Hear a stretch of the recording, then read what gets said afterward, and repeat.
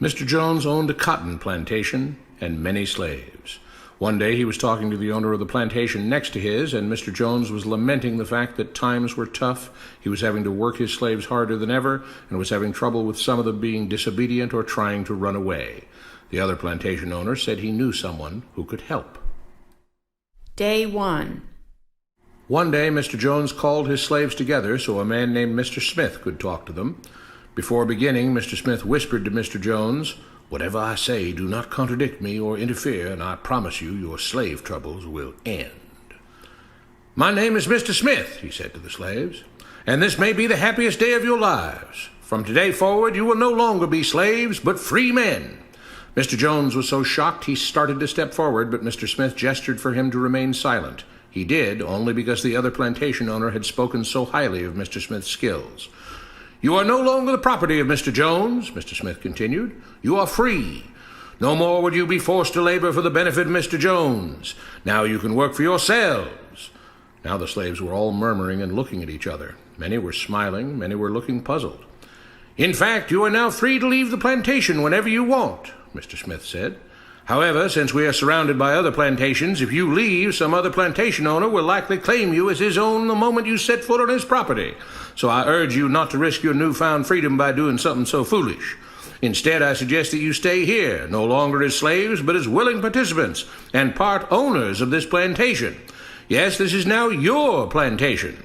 Mr. Jones bit his tongue to keep from objecting. "For now, we might as well leave Mr. Jones in charge," said Mr. Smith, "since he's the only one with any experience at running a plantation, which is quite a complicated thing to manage. But he will no longer be your master, but just another worker on the plantation. In fact, he will now be using his organizational and management skills to serve you. Whatever problems you may have had with him before, you are now all equals, and you need each other to make this work. If we all cooperate and work together, we can all reap the benefits together.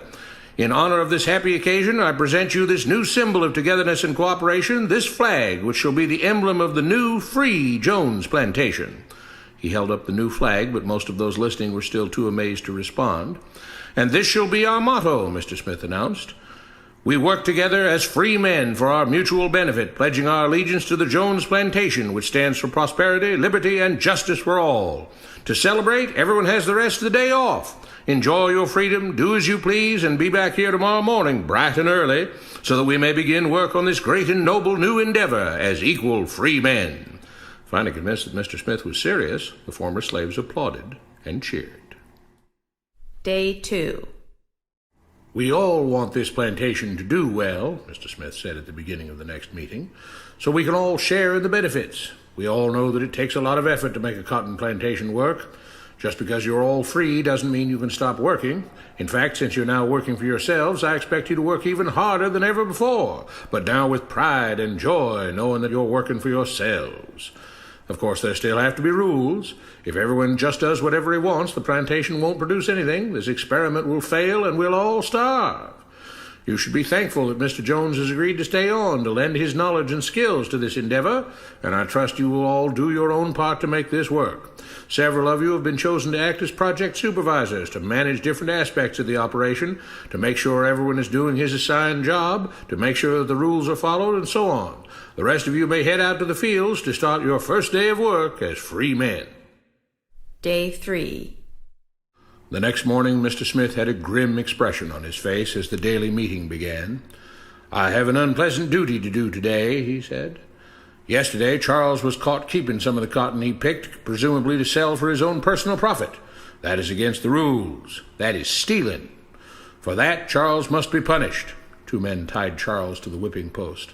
"I take no joy in this," Mr. Smith continued, "but you must understand, if we do not maintain order, if we do not have rules that we all abide by, then the plantation will fail, and we will all suffer." The whip cracked against Charles' back. "But if we all pitch in for the common good, then we can all prosper. Being free doesn't mean you should be selfish and greedy.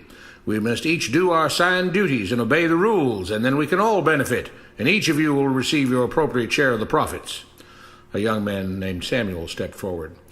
"But if you and Mr. Jones decide the rules and whip us if we disobey, how is that any different from what we had before?" "How can you say that?" Mr. Smith asked. "I'm shocked. You were a slave before, and now you're free. Things still need to be managed and organized by those best qualified to do so. Do you know how to run a plantation, Samuel?" "Well, no," he answered. "But if we're free, why do we get no say in what the rules are and how things work?" "I'm surprised at your ingratitude," Mr. Smith answered. "None of you know how a plantation is run, so you're in no position to be making decisions about how things are done here.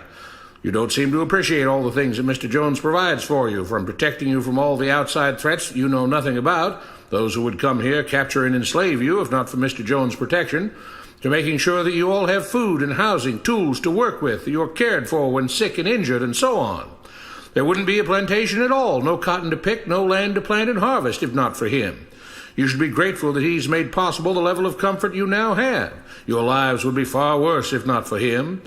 Nevertheless, as free and equal participants in this endeavor, from now on at each meeting, any worker may have 2 minutes to ask questions or voice suggestions or complaints." With that, the workers all seemed satisfied and headed out again to the fields to pick the cotton. Day 4. "I have a big announcement," Mr. Smith said as the daily meeting began. "Mr. Jones' cousin is here, and not just to visit and see how our project is coming along. It has been decided that from now on, you will be deciding who will manage the plantation. Of course, this job can't be done by just anyone, but every 3 months we will have a special meeting at which all the workers will vote on whether we think Mr. Jones should run the plantation or whether we think his cousin, Mr. Johnson, should run the plantation.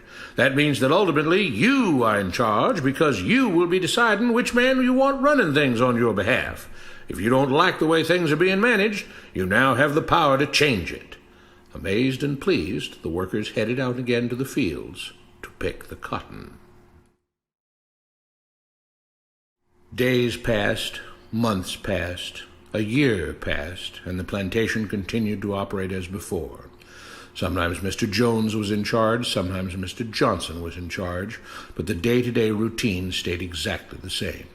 The workers worked hard, long hours every day, and still had little to show for it.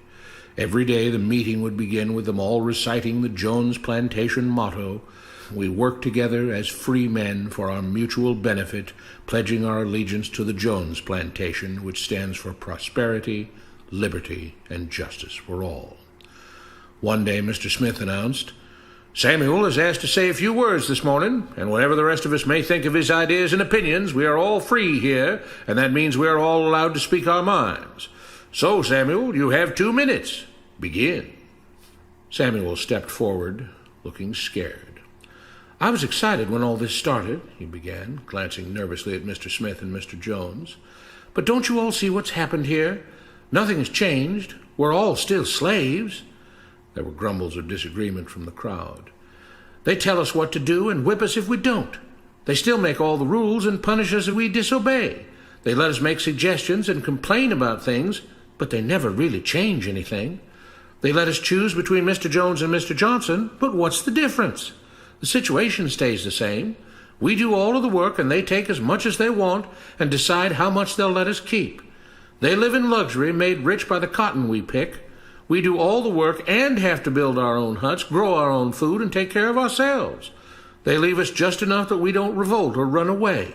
This is not freedom. We're all still slaves. They've only changed the words they use, but nothing else has changed. They say we're all free and equal, but we're not. They command and we obey. That's not freedom. That's not equality. They say we're free to leave, but all that means is that we're free to be someone else's slave. Why should we work or obey the rules? We didn't agree to this. They made the system. They forced it on us. They control and rob us and call it freedom. They've deceived you into thinking that being able to choose which slave master you'll work for is the same as being free. It's not. Open your eyes. If you keep what you produce, they call it stealing. When they take what you produce, they call it sharing and fair distribution. Can't you see that this is all? Your time is up, Samuel, Mr. Smith announced calmly. At his gesture, 2 supervisors grabbed Samuel by the arms and led him to the whipping post. "I'm sorry, Samuel, but you've broken the rules. There are rules against encouraging others not to work and encouraging others to break the rules. You're only hurting all of us with your discontentment and your complaining and your disobedience." The whip fell and Samuel let out a grunt. "Without rules, without order, all would be lost. Without law, there would be chaos. We can't just behave as wild animals, each doing whatever he pleases. We must all follow the plan and all do our duty for the betterment of everyone. And those who do not must be punished." The whip fell again, and blood flowed freely from Samuel's back. "Samuel, it is you who are stealing from the others. When you don't do your assigned work, you are making more work for others. When you disobey the rules, it is you who are endangering the future of everyone else here. You are the thief. You are the criminal. You are the one trying to destroy the arrangement that keeps us all safe and prosperous."